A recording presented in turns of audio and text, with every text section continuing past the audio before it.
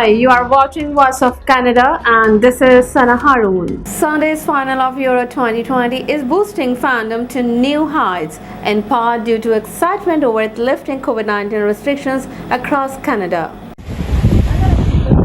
Life is good on Italy's world-famous shoreline. But is anybody relaxing?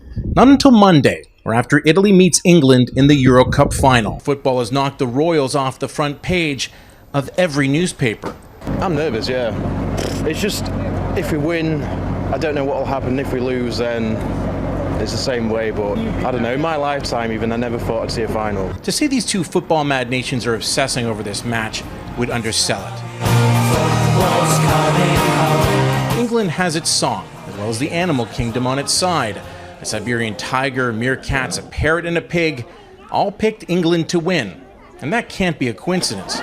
But the Azzurri, as the Italian team is known, as the EU's chief executive rooting for them, even if it is a casual nod to Brexit. Her heart is with the Squadra Azzurra, so she will be supporting Italy on Sunday. Allegiances aside, this is going to be the biggest single event to take place since the beginning of the pandemic.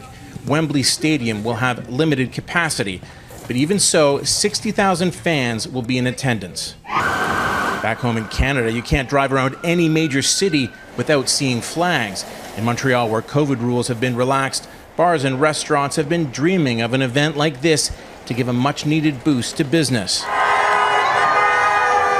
Just like it did in Toronto earlier this week during the semi-finals. Rosanne Archibald, the newly elected National Chief of the Assembly of First Nations, is facing allegations of bullying and harassment. Is really, to me, speaks to the difficulty of being the first woman national chief or being the first woman in a high-profile position like this, that people are choosing to focus on something negative rather than the fact that this is a really uplifting experience for many women across this country. I'm being asked to comment on something I'm not able to comment on, and it's almost like certain media want me to have conversations that are sensitive and related to human resources in the public. And that's not how you deal with people. That's not how you deal with human resources in any organization. So I do want to just say that I really am committed to creating a healthy, safe workplace. And that's always been my commitment. I've done that wherever I've gone, and it will be the same at the AFN. Grateful for that. At the same time, it's my opportunity to talk to him one-on-one. So it was one of the first things I brought up with him. I said, we require resources to examine every residential school across this country, former residential school, I should say, to look for our children. These are crimes against children. They're crimes against humanity. But reparations it's more than just about the amounts that have been given through the class action lawsuit to survivors of residential school.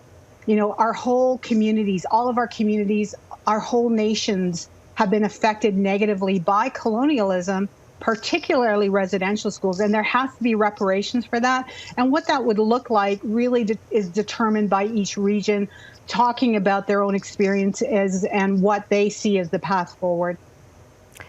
Are you confident, though, that the federal government will come up with funding for this? We just are at the tail end of a pandemic, and the federal government pulled out, I believe, over $250 billion to respond to the pandemic. And so I'm sure that they can actually access funds for something that's really important, not only to First Nations for healing, but for all Canadians to begin to heal this part of our very, very tragic history together. The Cross Canada Spotlight is a weekly segment hosted by a Mike astronaut that features a handful of the most interesting and entertaining stories produced across the Global News Network. For a Prince Albert woman, that's when she got started on a running streak that was initially to go for 100 days. And then my son said, well, Mom, it would be really cool if you did a year.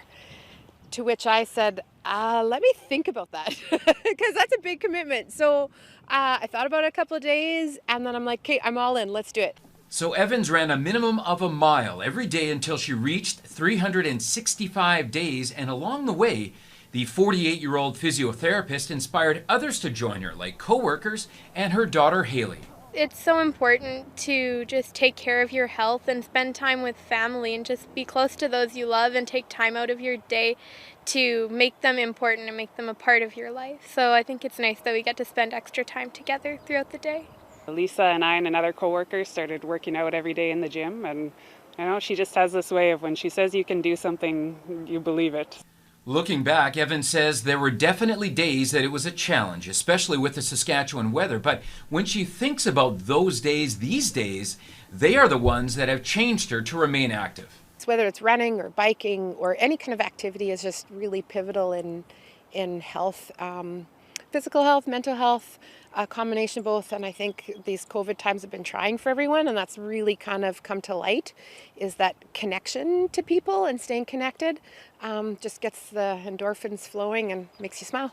She's just helped me so much, and I've wanted to keep going and see how far I can get.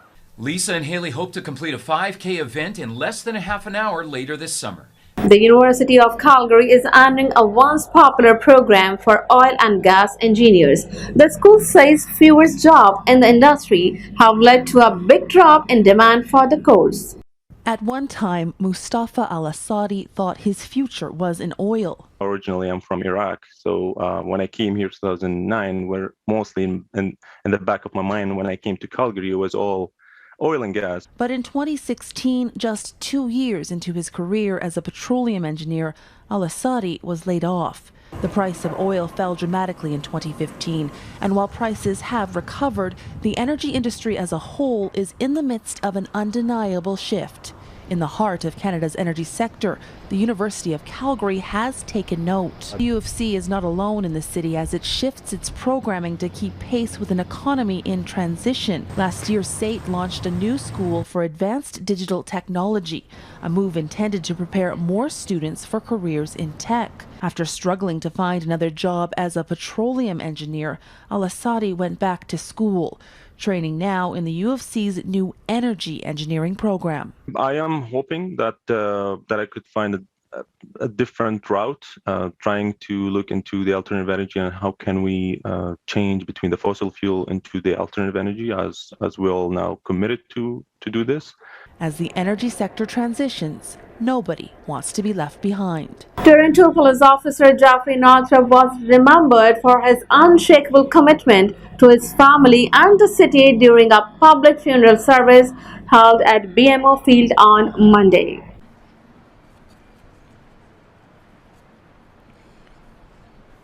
Good afternoon, everyone. If you are able, please rise for the entrance of the funeral procession led by Reverend William Craven, Reverend Wendell Gibbs, and Reverend Walter Kelly. Detective Constable Northrop's safe passage has been entrusted to the Toronto Police Service Chief Ceremonial Unit under the direction of Bearer Commander Police Constable Christian Emond.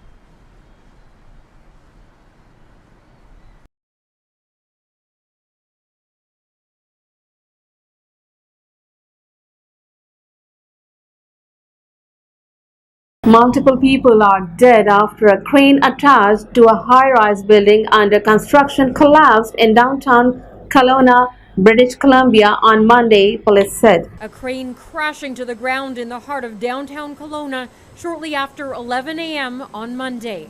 The crane collapsing at the site of Mission Group's Brooklyn at Bernard Block, a 25-story concrete tower still under construction at St. Paul Street and Bernard Avenue. I saw kind of a mini dust storm, and it took me maybe 10 seconds or so to realize that the boom on the crane had fallen down. The horizontal boom, which is like several hundred feet long, is lying at the end of the alley. Part of it struck the south end of our building. 12 ambulances rushed to the scene, taking at least 3 people to hospital. Others didn't survive. Officials confirming multiple fatalities and say at least one person who is not a worker is still unaccounted for. We're releasing limited information right now, in part because we want to be able to notify the next of kin. Not all persons have been properly identified. Hundreds of people immediately evacuated from nearby homes and businesses as officials set up emergency support services at the Salvation Army. Many still not allowed back home. The area remains unstable and unsafe. If that structure were to fall, is about 250 feet, and so they want to obviously make sure that anywhere within that 250 feet, should it fall, it not actually injure anybody else.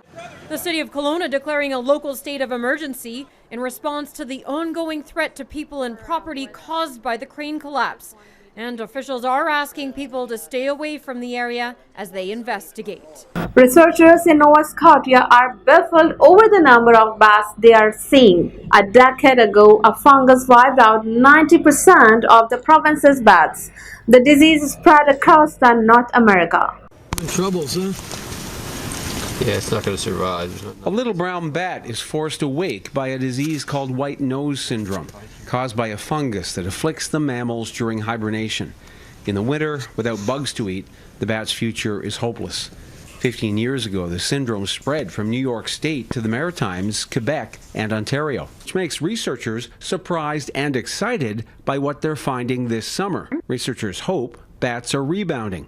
With no long-term monitoring program for bats, it's hard to know for sure, and it's a slow recovery because they can only have one baby called a pup per year. Along with encouraging signs, there's a note of caution.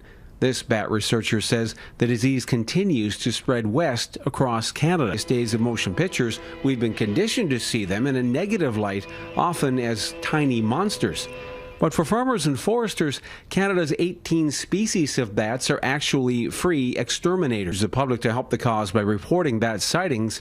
Researchers hope they'll have stronger evidence that the bats came back by the end of summer. The wildfire that destroyed Layton, British Columbia also left West Layton across the river isolated and without power, but residents have stepped up to help each other. Disaster, an outpouring of generosity. The Tukwioham Longhouse packed from floor to ceiling with donations for fire evacuees. And for one group affected by the fire, there's only one way to get these goods where they need to go. A long, rough, dangerous ride to the other side. When the fire tore across Lytton and destroyed almost everything in its path, it also stranded many who live in West Lytton across the Fraser River. While there were fears West Lytton could follow. When the evacuation orders were issued, a lot of people didn't even have vehicles to get out because some people fled and other people were left behind. And so we kind of all got together here. We distributed some radios. We went door to door knocking and just saying, hey, you guys are here, we're here. We got water, we got food, we got showers, come down, let's band together. I do not like all these sparks. That is sick. But as the fire raged on the other side, sparks soon found their way across the river.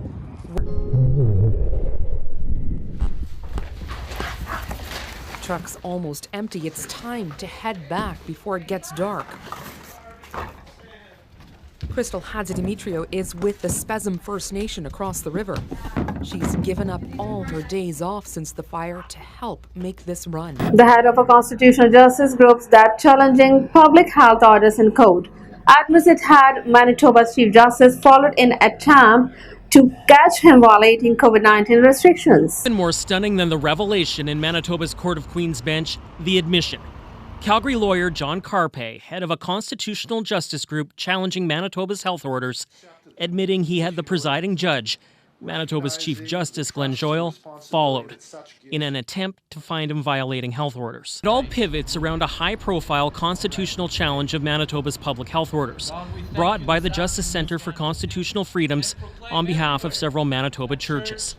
Joyal says he was followed. His daughter encountered a stranger at his door. Carpe said the Justice Centre is passively surveilling public health officials and politicians to find them violating their own health orders. Acts he called legitimate and legal, but said was in poor judgment to extend to a judge. In a statement, Carpe added, "In no way was this intended to influence or impact the Justice Centre's litigation efforts or any of our court cases." Conduct legal experts say is subject to professional sanction. The minister says Premier Brian Pallister has had, quote, similar experiences. The chief public health officer isn't sure he's been surveilled, but more than 30 million people across the western United States are facing record high temperatures, which have sparked multiple out-of-control wildfires and put a strain on water and energy resources. Elsewhere, it's no holiday. Wildfires burning out of control, forcing evacuations. Firefighters say the air is so dry, much of the water dropped by bombers evaporates before it reaches the ground. This newly released video shows what firefighters have been up against for weeks. And while the season is still young, it's already been deadly. 2 Arizona firefighters died in a plane crash while doing reconnaissance yesterday. The heat wave means California residents have been told to cut back on water and power usage to prevent rolling blackouts. It increases the odds and magnitude of events like this. Keep watching Voice of Canada. For further updates, visit our website voiceofcanada.tv.